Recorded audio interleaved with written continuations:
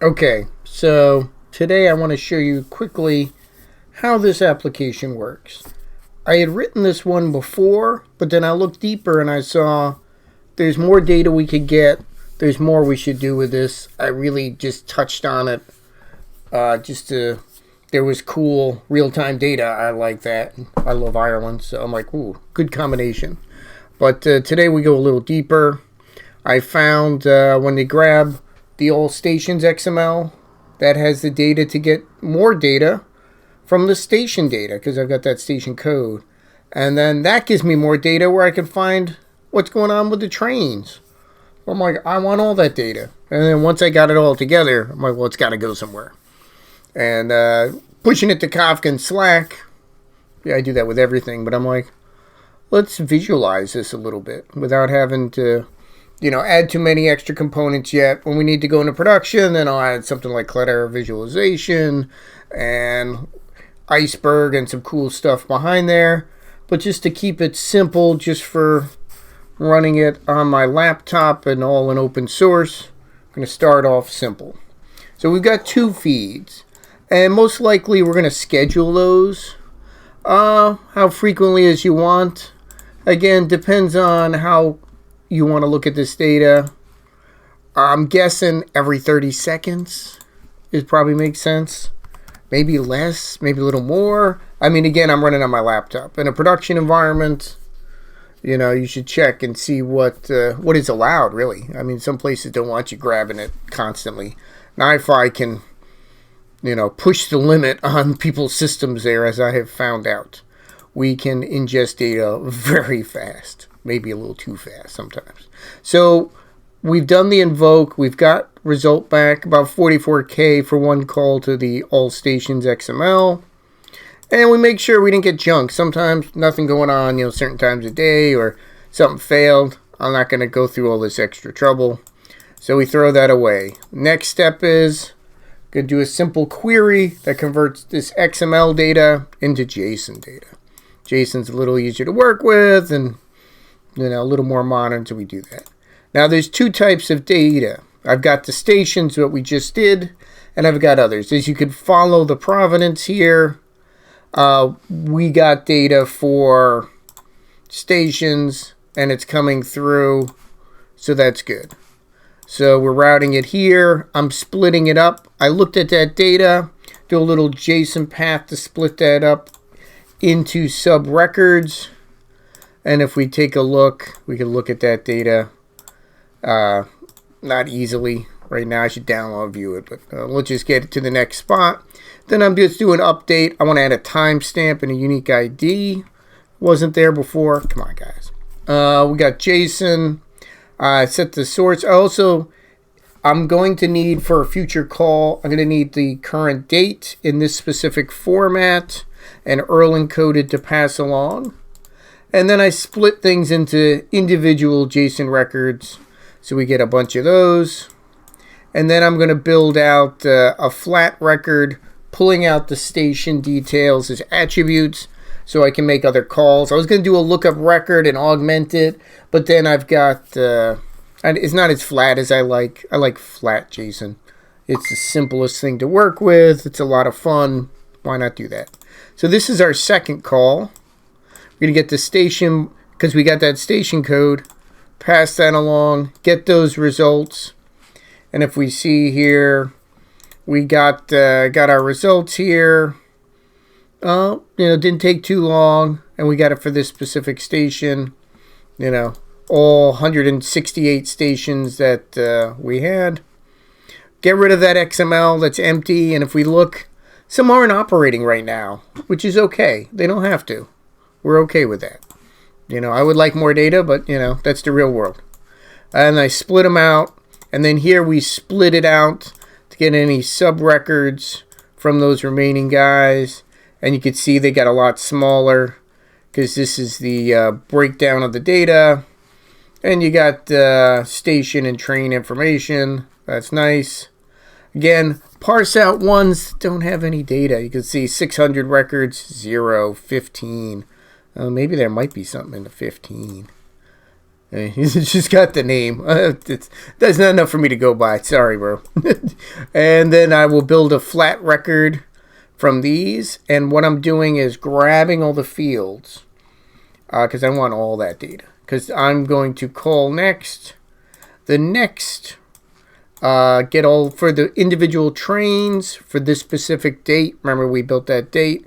I'm going to get the results for that guy. And there's a bunch of them there. That turned into 1,000 records. And we're calling that. I have a delay on there so not to stress their systems. And remember, this is all running on my laptop with a lot of other stuff. So when it gets here, I'm breaking these up and then splitting those out again by the train movements in there. Here is I'm taking all those fields we had from the parent records up there and putting them in here. And as you can see here, a bunch of these are backing up. I should probably send some of those to Slack. But if we look here now, we've got train information, location information, schedules, station stuff. Lots of data from that. So that's pretty awesome. Let's send one to Slack. We could do run once. Good way of testing.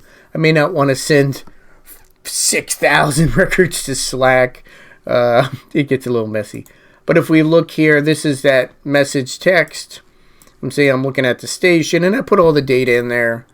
And if you had called me with a prompt, I'll put that in as a reply. Let's run a couple here. And then we'll take a look over here.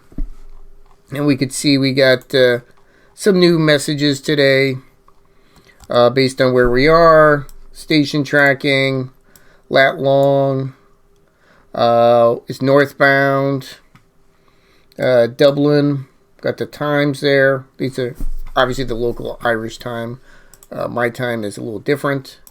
So that's running. We also send this to Kafka, and we could check out Kafka. Let's see where we're going. Irish train, Ireland train full. I can't figure out where I want to put things. They're common names, but we'll have to look at that. So we got a bunch of these. So we have all that information, so we could do it with Flink. I could stream it right to Iceberg. Ton of people could read Kafka protocol. So we have that. If something failed, we'll retry a couple times. Put it here. I could store that to Iceberg if it fails, or S3, or a local object store like Ozone or Minio, what have you. Here I'm thinking of backing up, copy these files locally, because I could just reload that with NiFi.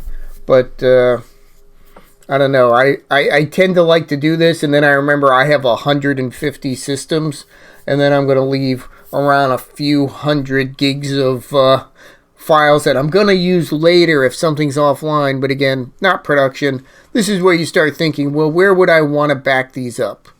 Right now, I'm taking these, packing a bunch of them together, and merging them into a bigger chunk, and then pushing that into a cache. Now, right now, I am using the default cache that's running on my laptop. Clearly, that's not how you do it for production. This is calling this distributed map cache, which is great for development and for local and for testing, but we really want to put it in something else. And if you saw on the other thing I showed you, there's a whole bunch of other options. Like if we stop this, we could take a look. I could put it in Cassandra, Coachbase, Hazelcast, Redis.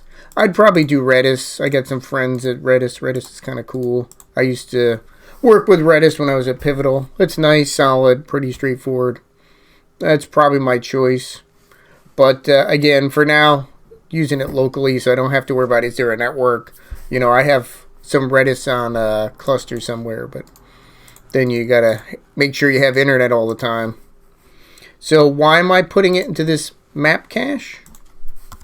Well, I was going to do what I normally do, push it into Kafka, which you saw me do that.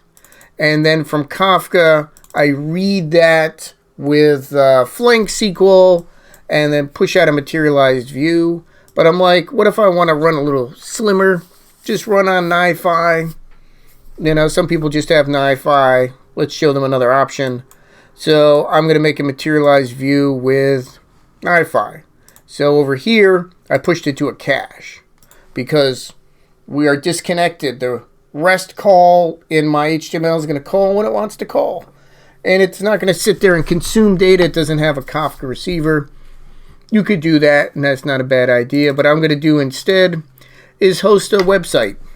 So I've got an endpoint here. And if you send some kind of junk, I'll just say, hey, okay, so your thing doesn't fail. Otherwise, I'm going to clean up the data you sent. Figure out what you want to look at. If you want to look at the train stations like us, we're going to pull that out of that cache and send that to your page. And that was a cache of a chunk of JSON. And I'm going to send it back to your page. Now, when we look at the other one, I put that in this other cache. So our little website here is supporting both.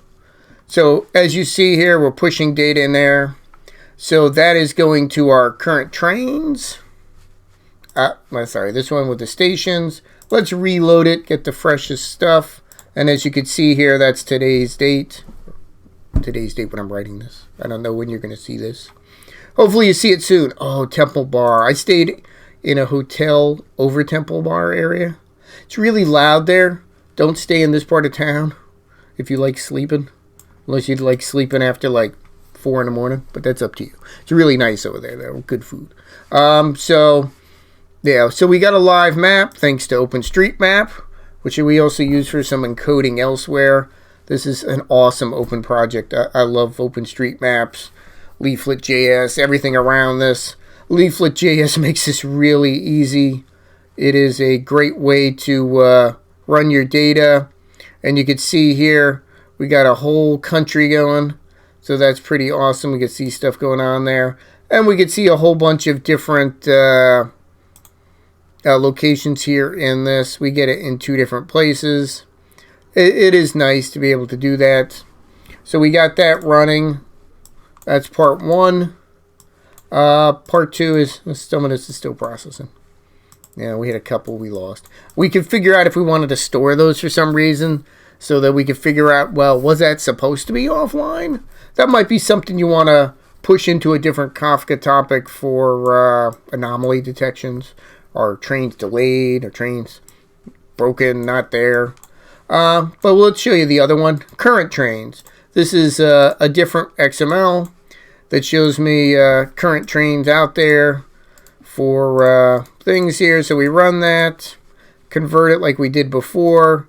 Here I'm doing the split based on the train positions. As you can see here, getting some data here for today, about 24K, not a ton. Here I'm going to do set that date again in case we need it. Splitting those records out. Build out all the fields that we have of value. And we'll start sending them to Slack. Send a couple there. Oh, probably not that many. So 36 is a lot of messages to scroll through, but you know, this is for debugging. Or just if you want to share information with your team, you create a Slack channel just for this and you can just stream away. Obviously the old stuff will go away if you're not paying them, but that's fine. And here we're saying what's the message, where the cork train's going, what direction. You know, pretty straightforward, but that's the data there. Second part, again, we push it to Kafka. So we'll go and look for that particular guy in Kafka. Ireland train, here we go. He's got some data there, not as much as the other guy, but he's got some. And we can see we've got that data in for today. It made it there so I can consume that with Flink, Spark, you know, Java, Python, Rust, anything with a Kafka client. Here I'm going to merge that data and push that out to my cache. And as you saw on the other one, if we're doing the other one, we pull it from here. You know, not a complex web server, but it's nice embedded to handle 2 different apps. So we'll reload the current trains. And we can see we have a bunch of current trains. You could see where the train line goes right among the coast, which is nice. You can see whole country there. Pretty cool. This guy's all the way by himself. I'm sure, how often does that train? All the way to Cork. That's probably a long ride. Or we come down here. right in the water. Actually, that was over there. Yeah, we stopped over there on a cruise. They would come up to Dublin. A lot of stuff going on in Dublin. Lots of points you could stop at. And if we look at them, thanks to the Power Leaflet, we put our data in there too. Let's just make sure we're sorted here. Yeah, there's the most recent stuff. And we got the lat long. That's how we can put it on a map. What's cool is the lat long seems pretty accurate, because if you look at the OpenStreetMap, well, that is, that's the train. you can follow the train tracks and see where those stops are. Okay, that's pretty cool. So we've got that data going in there, and that's pretty much the whole app. There's a lot of steps here, but a lot of this is, we can make these reusable modules, because splitting out records, extracting things, put them in a Slack group, pretty standard. Same with pushing things to Kafka, merging stuff to a cache. This is pretty straightforward stuff. But thanks for taking a look, and let me know if you have any questions.